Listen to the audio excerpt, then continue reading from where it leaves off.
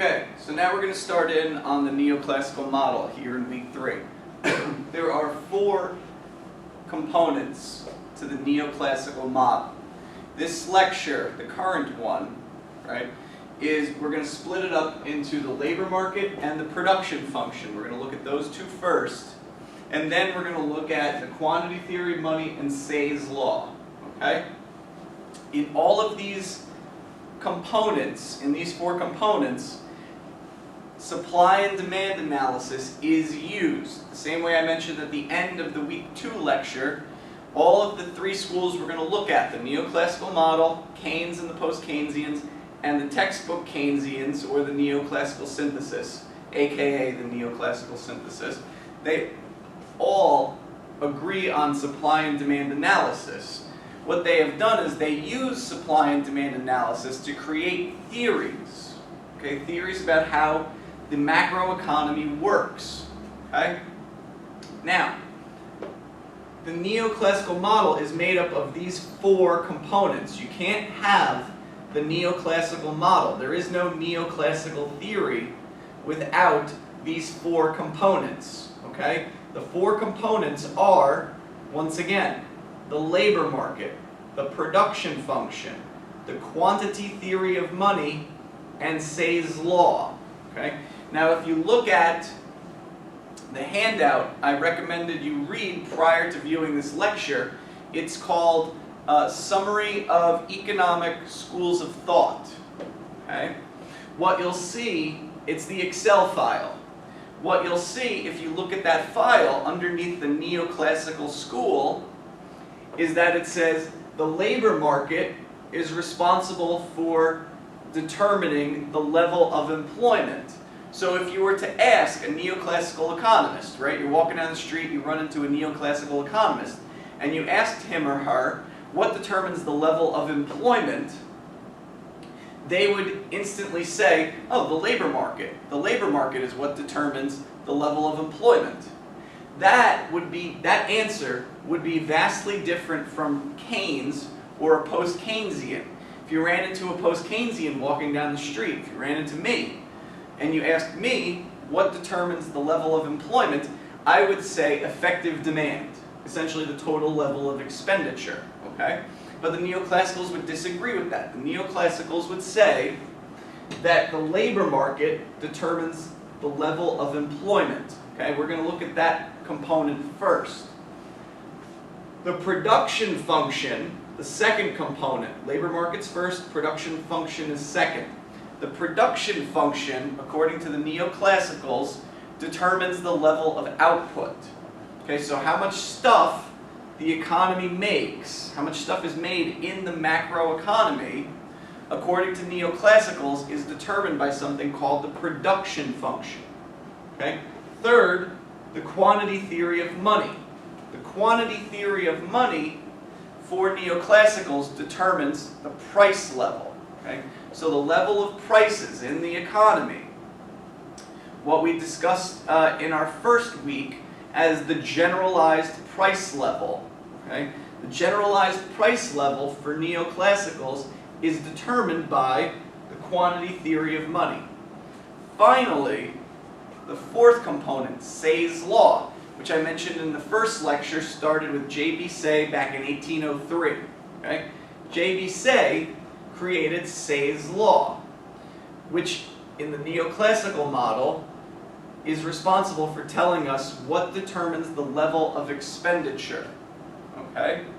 Now it's important to note what differentiates the neoclassical model from Keynes and from the textbook Keynesian model is each one of these schools is looking at prices, employment, and output. Okay? Each one of those schools is concerned. These are macroeconomic schools. And I mentioned in the first lesson, the first lecture, macroeconomics is concerned. What we want to look at in this class, we want to look at employment, output, and prices. Okay? But what separates these 3 schools, which makes them unique, is they all disagree on what determines prices or employment or output. Okay? They all have differing ideas on what ultimately determines, for example, employment. As I mentioned, the neoclassicals say the level of employment is determined in the labor market, whereas Keynes said the level of employment is determined by effective demand, which we're going to look at in the next lecture. Okay? So that's what we're finally coming to in this class, is we all care about, as macroeconomists, we all care about prices, output, and employment. But no one can really disagree, no one can agree on what determines those variables. Okay? So let's start the neoclassical model now. Let's look at the first component, which is the labor market. Okay? In the labor market, which I've drawn to my left, we have an upward sloping curve, which I've labeled NS. NS stands for labor supply. In economics, N is the variable used for labor. Okay? I've also drawn a downward sloping curve that's labeled ND. ND. That stands for labor demand. So, we have a labor supply curve and a labor demand curve. Okay? Labor supply is when we, as human beings, leave our households and we sell our labor to employers, right? I sell my labor to St. Peter's.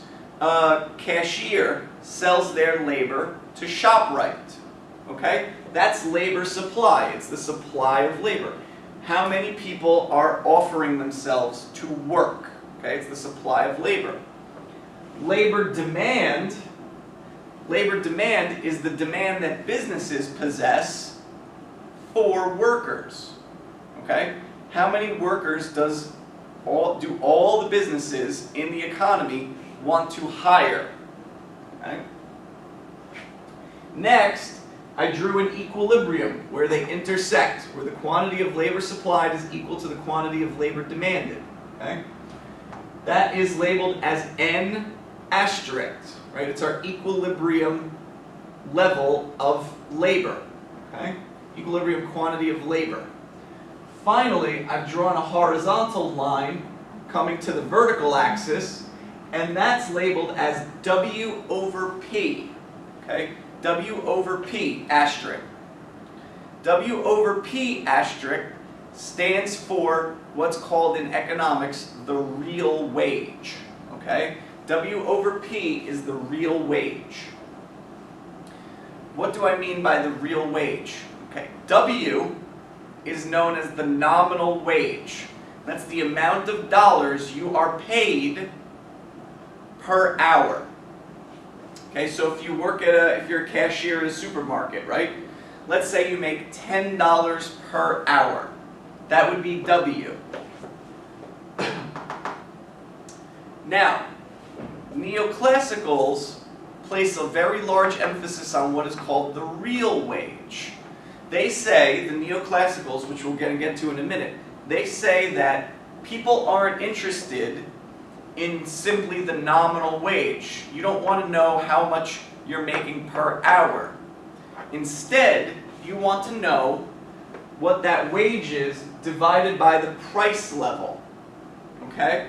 So let's say you make $10 an hour. Let's take gasoline, since we all have to buy gasoline for our cars. If you make $10 an hour and gas is 10 cents a gallon, then your real wage is quite high, right? You can fill up your whole tank for a tenth of the nominal wage, right? Let's say it costs $1 to fill up your tank. So you would be very well off in that scenario. However, if the price of gas went to $10 per gallon, then you would only be able to buy 1 gallon of gas with your wage. Okay? So the real wage would actually go down. As prices go up, the real wage goes down, meaning you're getting poorer in real terms. right? As prices go up, well, your hourly wage won't go as far. If your hourly wage won't go as far, that means you are poorer. On the other hand, if prices go down, you can purchase more things, which means you are effectively richer. Okay? So, the neoclassicals say that individuals are interested in the real wage. So, where did these curves come from? Okay, where do the curves come from in the neoclassical view? Well, the neoclassicals, let's start with labor demand. The neoclassicals argue that labor demand is a function, that's what that F is, it's a calculus symbol for function of the marginal product of labor. And I'm going to explain that very thoroughly in a second. But what we're saying by a function is a business, labor demand, how many people they want to hire is related to what the marginal product of labor is. Okay? Essentially, what they're saying is that is the sole consideration for when businesses want to hire someone. So if you own a business and you want to hire some people, what you're going to look at is their marginal product. Okay? So now we need to talk about what a marginal product is. It's quite a simple concept, but we're going to go through it thoroughly. Okay? Let's say that there's a business that already exists. It has one worker, and that business makes water bottles. Okay? And in 1 hour, that business makes 10 bottles of water, okay, with one worker. Okay, now that business hires a second worker, okay, and with the second worker, total output, total amount of water bottles they make in an hour goes from 10 to 15. Okay, so what would the marginal product of labor be in that case? Well, output went from 10 to 15. So they're making 5 extra bottles of water per hour. At the same time, how much extra labor did they hire? They hired 1 extra worker. Okay? So what that's telling us is the marginal product of that worker is 5 bottles of water per hour. Okay? That's what the marginal product of labor is. Formally, the marginal product of labor is how many extra units of an output are made divided by how many extra workers were hired. Okay? So in our case, the numerator was 5, right? Because it was 15 minus 10. The change in output was 5. Then we ended up hiring 1 extra worker. So the marginal product would be 5 divided by 1, which was 5. Okay? So therefore, what we say for the labor demand, curve, it is a function of the marginal product of labor. Okay? It is downward sloping because at a very high real wage, okay, when you're going to have to pay workers quite a lot of money, okay, at a high real wage, let's do it like this. At a high real wage, backtrack 1 second.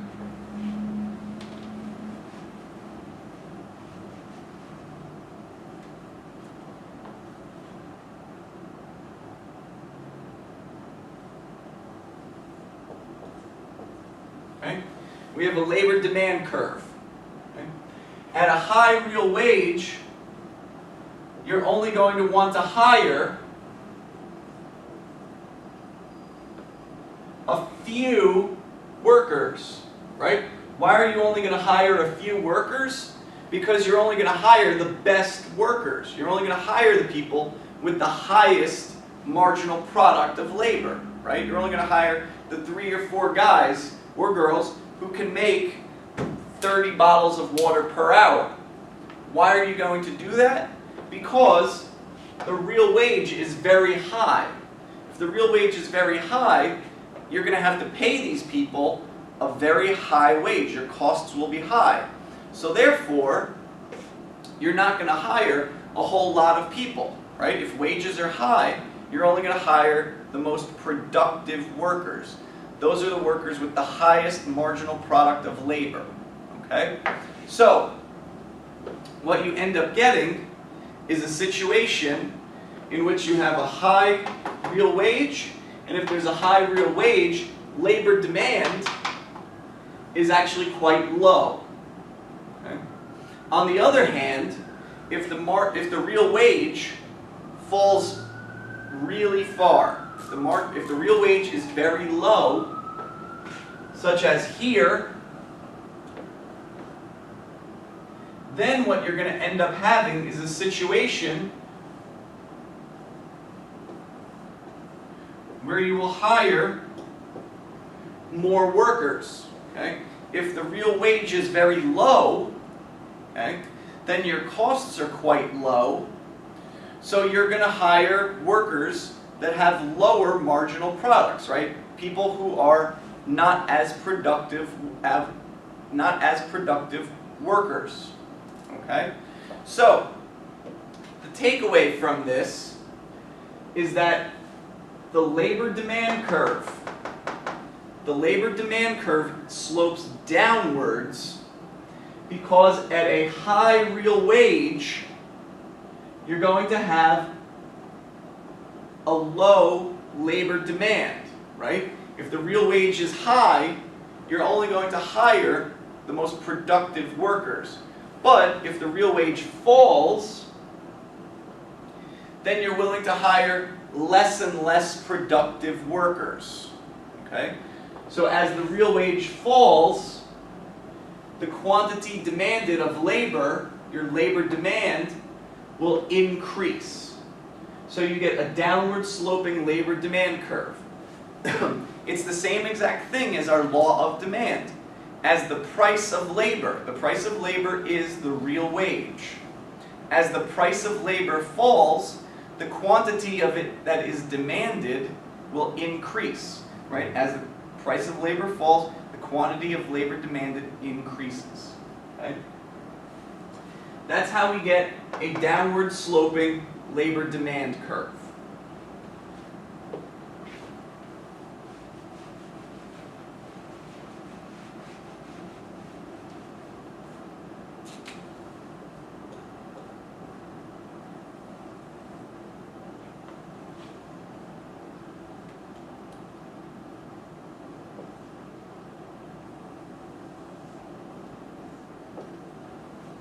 Okay.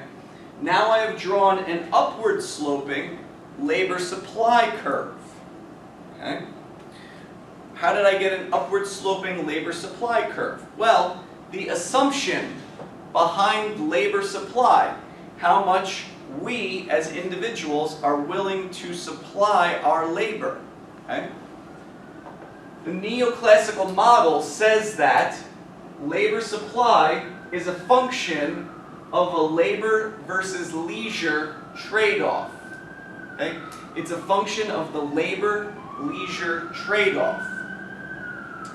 And related to that labor-leisure trade-off, what determines the labor-leisure trade-off is the real wage. Okay? This may seem like it's getting a little complicated. I'll explain it in a couple minutes. The labor-leisure trade-off is a function of the real wage. Okay, so whether or not you decide to go labor, or if you decide to go leisure, that is related to the real wage. Okay? Now, neoclassical economists assume that every single individual in the economy knows the real wage at all times. It's assumed to always be known. Okay? So, neoclassical economists assume that right now you know what the real wage is.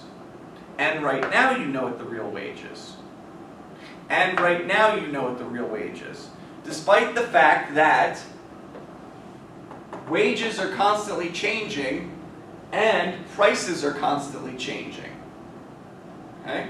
But they assume that you know the real wage at all times. It's something called rational expectations if someone wants to look it up. Okay? Anyway, but that won't be on an exam, rational expectations. That's very, very high level macroeconomics. Okay? So, how do we get an upward sloping labor supply curve? Well, what ends up happening is we have this labor-leisure trade-off. Okay. Neoclassical economists assume that people don't want to labor. Okay? They don't want to work. Instead, they would much rather sit on the couch and play Xbox all day. Okay? Now, what we end up getting is you think to yourself, since you always know the real wage, right? We assume that you know the real wage. Let's say it's $4, okay? Since you know the real wage, you say to yourself, you know what, for $4, I'm not going to get off the couch and get a job. I would rather leisure for $4. It's for $4 an hour. It's not worth my time. It's not worth my labor to get off the couch for $4 an hour. So I'm not going to labor, I'm going to leisure. Okay? So, for $4 an hour, the labor supply is very small. Right? Why is the labor supply very small? Well, because for $4, it's not worth your time to get up off the couch and go leisure. How do you know that?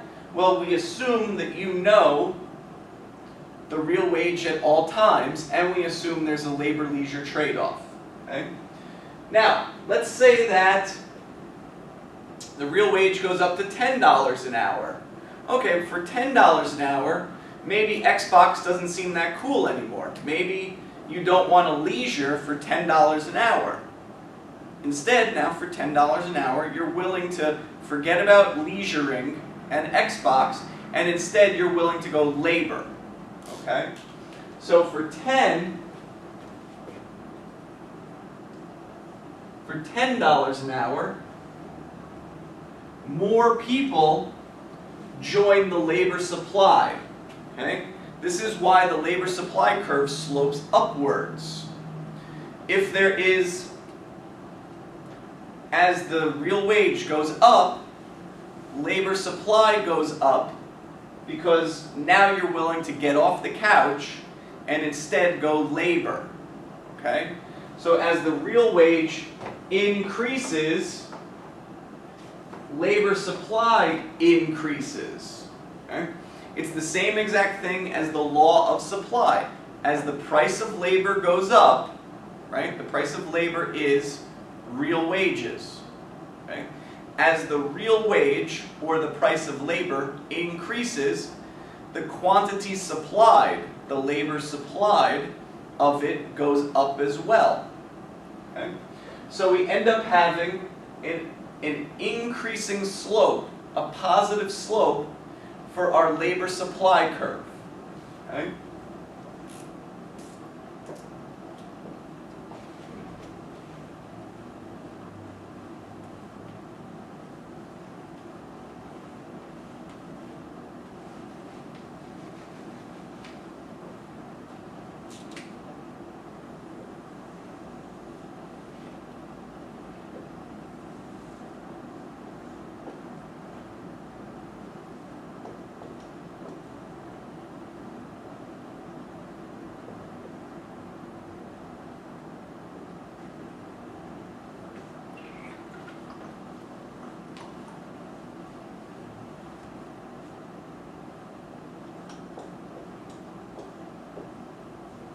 This is the real wage, W over P, at time 0. Okay, W over P at time 0.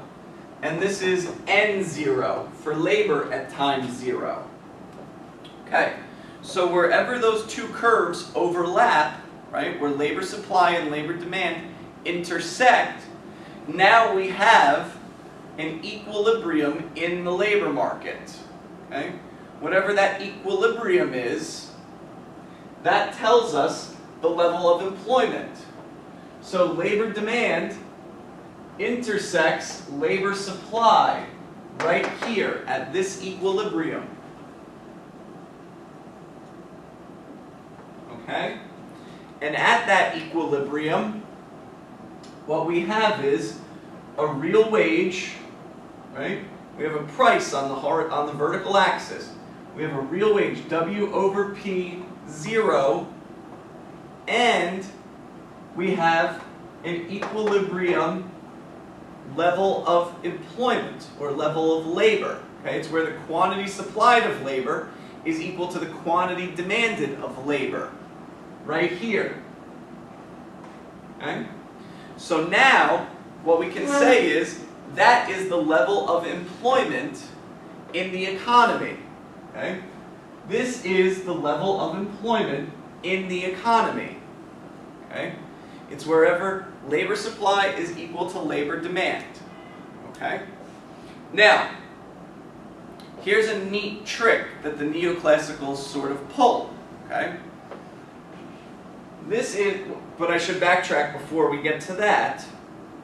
This is the level of employment. So at the top of the lecture, I said the neoclassical model, the labor market, is responsible for determining the level of employment.